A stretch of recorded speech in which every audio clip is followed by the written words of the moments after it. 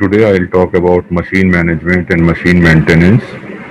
This is my first lecture on machine management and machine maintenance. I'll talk about breakdown analysis today.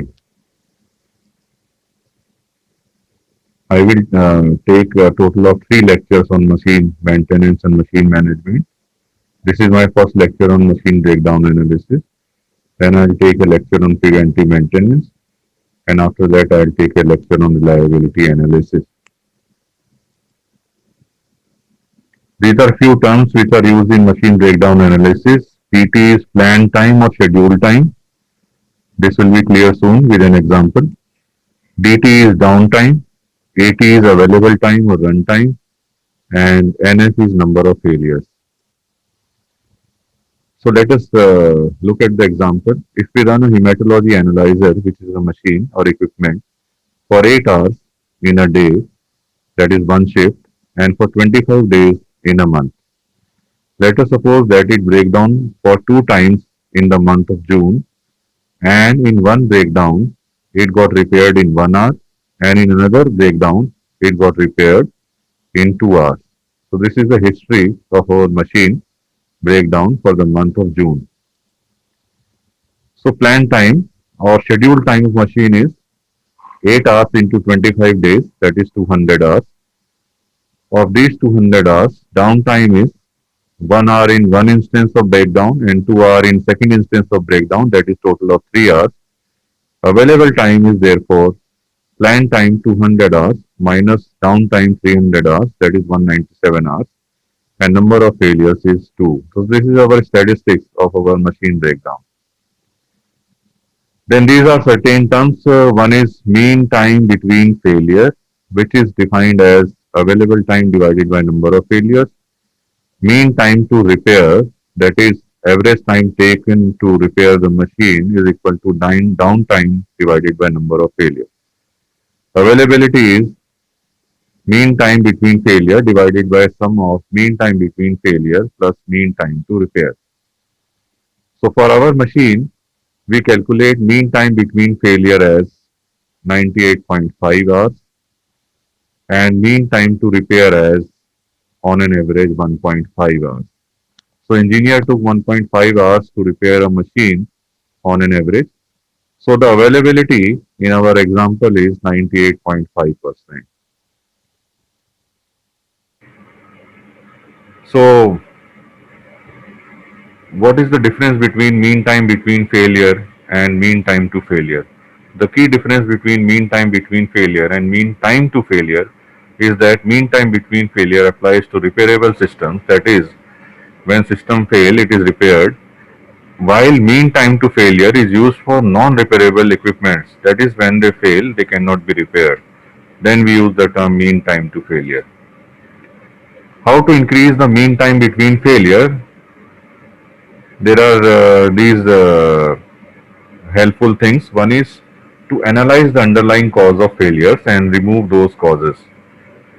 By these we can increase the mean time between failure, we can reduce the number of failures. The other is by using preventive maintenance optimally.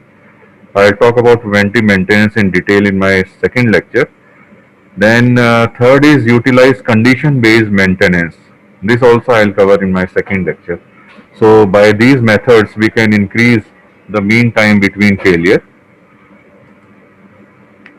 Then I'll talk about multi-component system. A multi-component system comprises of many subsystems or many machines.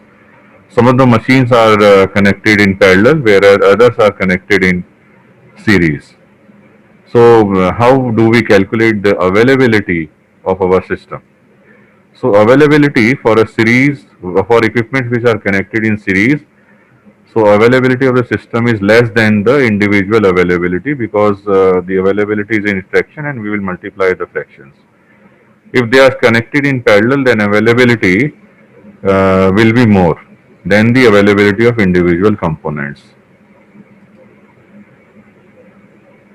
Then there are certain terms, like one is performance measurement, the other is quality score. Performance, to measure the performance of an asset, we divide the actual system output by its maximum possible throughput. For example, a machine run for 8 hours with a maximum possible production rate of 1000 units per hour.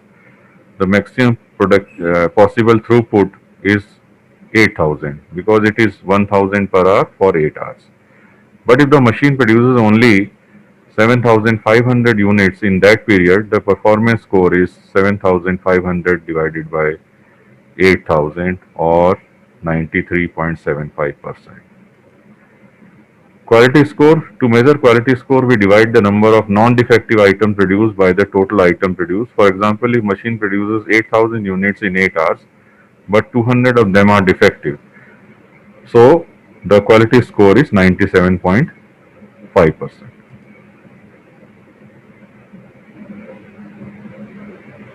So now, what are the applications of breakdown analysis when we get mean time between failure and other statistics?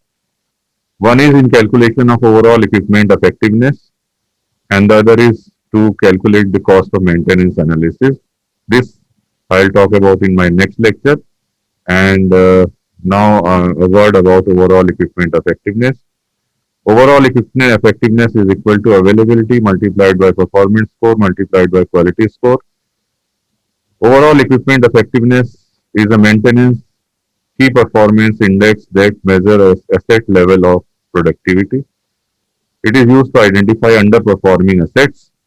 The poor performance can be traced to one or more of the three main factors, which are the components, these three components, availability, performance, and quality, and we can then troubleshoot our system. So this is all for today. Thank you very much.